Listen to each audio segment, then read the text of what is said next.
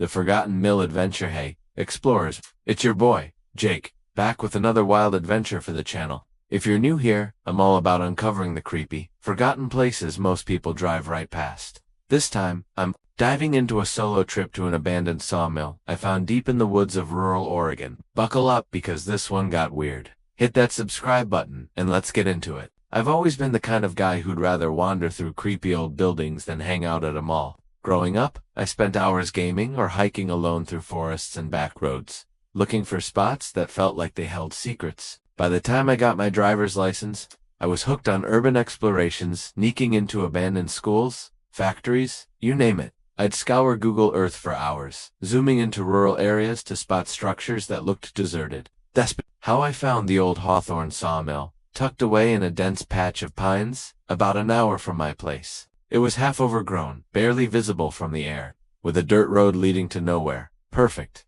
I parked my car off a logging trail, grabbed my flashlight, camera, and some water, and started the 15-minute hike through the woods. I always wear sturdy boots and jeans for these treks. Branches and thorns are no joke. As I got closer, I spotted rusted metal scraps and old tires scattered in the underbrush, signs I was nearing the mill. Then, through the trees, I saw it. A massive, crumbling building with a sagging roof and broken windows, sitting in a clearing like it had been forgotten by time. Next to it was a dry, cracked water tower, its ladder rusted but still intact. The whole place screamed haunted, and I was stoked as I approached. I noticed something odd, a faint rhythmic tapping sound, like someone hitting a pipe with a stick. It was coming from the direction of the water tower. I crept closer, filming with my camera, and saw the tower's base had a rusted hatch, slightly ajar. The tapping was louder now, steady as a metronome. Tap, tap, tap, tap every 3 seconds. I leaned in, shining my flashlight through the gap, but it was too dark to see anything. The sound felt wrong, like it didn't belong out here. I shook it off and decided to check out the mill first. The main entrance was a pair of heavy wooden doors,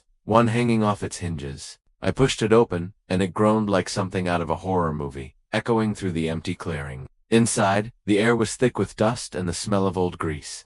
Sunlight streamed through gaping holes in the roof, illuminating rows of rusted machinery and conveyor belts covered in moss. I started filming, panning across the decayed beauty of the place. Broken tools were scattered on the floor, and an old logbook sat on a workbench, its pages yellowed and curling. I flipped through it. Last entry was from 1982. This place hadn't been touched in decades. I explored the main floor, snapping photos of the eerie details. A pair of work boots left by a machine, a cracked coffee mug, even a faded safety poster peeling off the wall. Everything felt frozen in time, like the workers just walked out one day and never came back. At the back of the mill, I found a metal door leading to a stairwell. The sign above it read basement storage. Now, if you've watched my channel before, you know basements are my jam. There's something about those dark, forgotten spaces that gets my adrenaline pumping.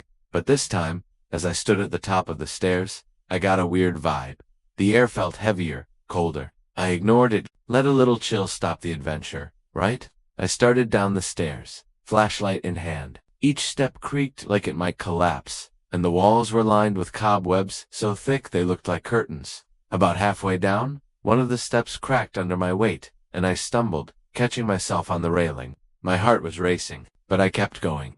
At the bottom, the basement opened into a large, damp room with stone walls and a dirt floor. Old crates and barrels were stacked against one side, most of them rotted through. My flashlight beam caught something else, a narrow tunnel carved into the far wall, rough and uneven, like it was dug by hand. Then I heard a voice. It was faint, high-pitched, maybe a woman or a kid, coming from deep in the tunnel. It wasn't clear words, just a jumble of sounds, like someone muttering in a language I couldn't understand, but one word stood out. Hello. My skin prickled. I called out, "Anyone there?" No answer, just more of that gibberish, echoing faintly. I stepped closer to the tunnel, shining my light inside. The walls were jagged, definitely dug out, with tools, not natural. My flashlight flickered for a second, and I smacked it against my palm, heart pounding. The muttering stopped. Silence, then tap. Tap, tap, tap, that same rhythmic sound I'd heard at the water tower, now coming from the tunnel. I froze. The tapping was getting louder, closer, echoing off the stone. My gut was screaming at me to leave, but I took one more step, shining my light deeper. That's when I saw it. A shadow moved at the edge of my beam, too quick to make out. The muttering started again, louder, faster, still incomprehensible. I backed up, tripping over a crate, and my flashlight rolled across the dirt. The tapping was now so loud it felt like it was right behind me. I grabbed my light, scrambled to my feet, and bolted for the stairs. One of them was broken, so I had to haul myself up, gripping the sides like my life depended on it. I burst back, into the main mill, sprinting through the dust and debris, not daring to look back. I shoved through the entrance doors and ran past the water tower, where the tapping had started again, steady and mocking. I didn't stop until I reached the tree line, gasping for air. When I glanced back, the mill looked quiet, almost peaceful, but I wasn't fooled. The woods were dead silent, no birds, no wind, nothing. I made it to my car in record time, jumped in, and peeled out without looking back. For once, I didn't even play music on the drive home, just sat in silence, replaying that voice and those taps in my head. I haven't gone back to the Hawthorne sawmill, and honestly, I'm not sure I will. Was it some kids messing with me? A squatter playing tricks? Or something else entirely? I don't know, but it's got me spooked enough to take a break from solo exploring for a bit. If you've ever been to a place like this, or heard about the Hawthorne Mill, drop a comment below. I need to know I'm not alone in this. Smash that like button if you want more creepy adventures, and I'll catch you in the next one. Stay curious, but stay safe out there.